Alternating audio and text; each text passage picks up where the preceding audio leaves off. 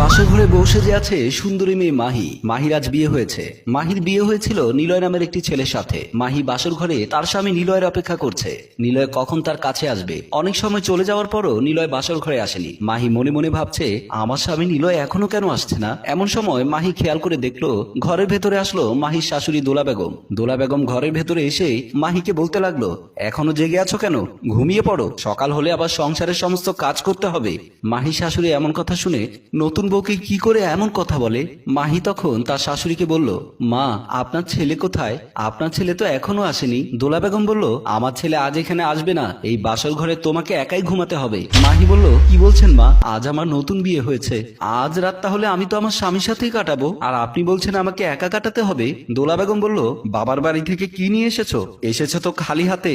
বাবার বাড়ি থেকে যেদিন ভালো কিছু আনতে পারবে সেই দিন তুমি আমার ছেলের সাথে ঘুমাতে পারবে। শাশুড়ি এমন কথা শুনে মাহি ভাবতে লাগলো,